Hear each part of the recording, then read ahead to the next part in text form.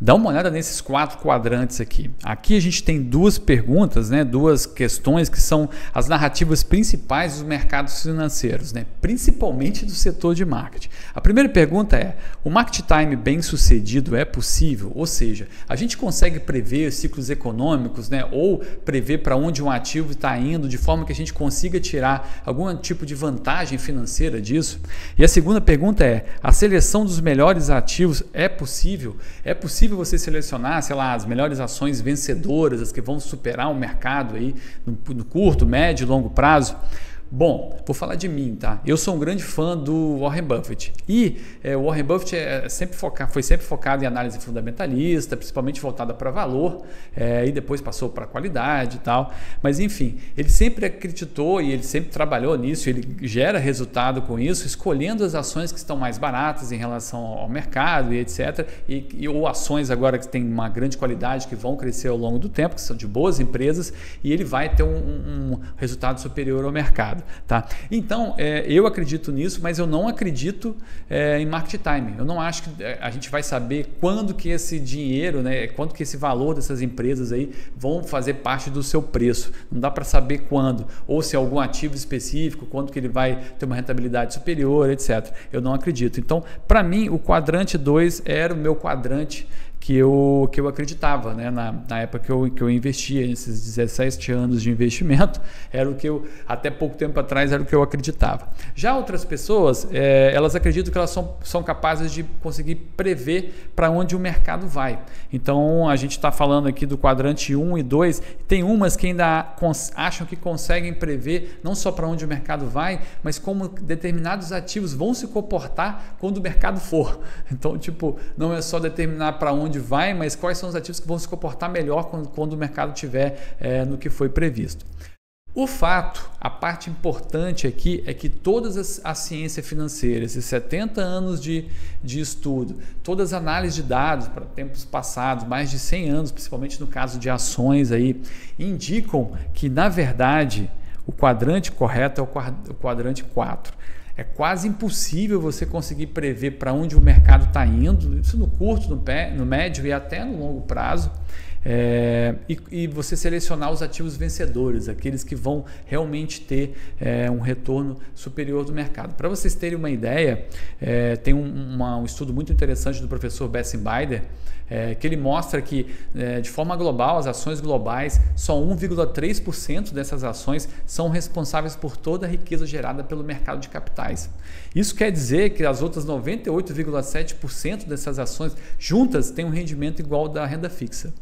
Então significa que para você vencer o mercado, você necessariamente precisa ter essas 1,3%, pelo menos uma boa parte delas na sua carteira. De forma que o resto, as outras 98,7%, vão transformar a sua carteira num rendimento inferior ao da renda fixa. Então é muito difícil você selecionar essas ações vencedoras, né? E é isso que o investimento baseado em evidências diz para nós, né? Todas essas pesquisas, e também que não é possível a gente prever o mercado. E é interessante quando a gente fala de mudança de mercados, falando de Warren Buffett, que quando ele começou lá, né, ele falando que ele usava uma cadernetinha lá, cadernetinha não, na verdade era tipo, sei lá, um anuário que vinha os dados das empresas, né, os balanços e tal, e lá no papel, etc, ia lá, via e fazia os cálculos de qual empresa estava mais barata e etc.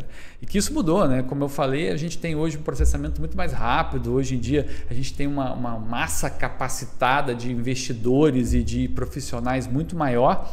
Hoje em dia até inteligências artificiais, né, processam essas informações de forma muito eficiente, levam essas informações para o preço também de forma muito eficiente.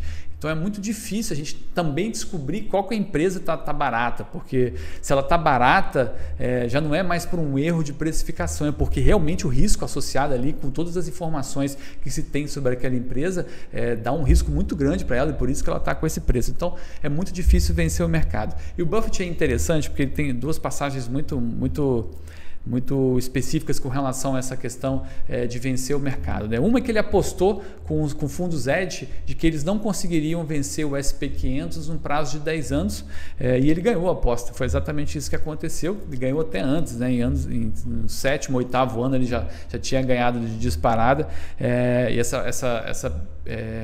essa aposta, né, ficou pública e tal, ficou meio feio para os fundos hedge, né? Mas tem outra questão super interessante também, que ele falou que quando ele morrer, né, que ele vai deixar a fortuna dele para a esposa e que a estratégia que ele vai aconselhar para ela é deixar 95% do capital investido no S&P 500 e 5% em títulos de curto prazo. Ou seja, nem o Buffett acredita que existem outros gestores ativos capazes de conseguir vencer o mercado. Inclusive ele está perdendo para o S&P 500 há quase 20 anos. Não é, e assim, a gente vê umas conversas que ele perdeu a mão. Não é que o Buffett perdeu a mão, é que a concorrência é muito grande.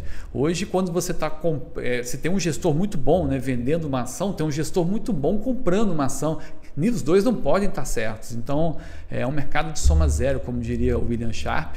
A gente vai falar mais sobre isso, tá? Não se preocupa, mas é um mercado muito competitivo, então está muito difícil você conseguir achar oportunidades, né? Explorar ineficiências do mercado. A gente vai falar sobre isso também.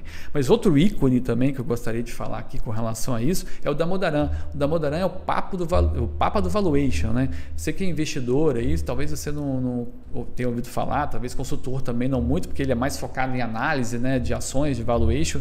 Mas ele falou que hoje ele investe em ações e ele escolhe as ações por hobby, porque ele gosta. Mas ele não tem a menor pretensão de vencer o mercado. Ele acha que realmente é muito difícil mesmo vencer o mercado, né? A gente tem vários dados, relatório Spiva e várias coisas que mostram que realmente está quase impossível vencer o mercado, né? Ter um rendimento superior ao mercado, e quando vence é aleatório, é muito pouco e tal. E ele falou nessa entrevista também que a gestão ativa é inexorável, que ela só vai aumentar, porque realmente está trazendo mais benefício para o investidor.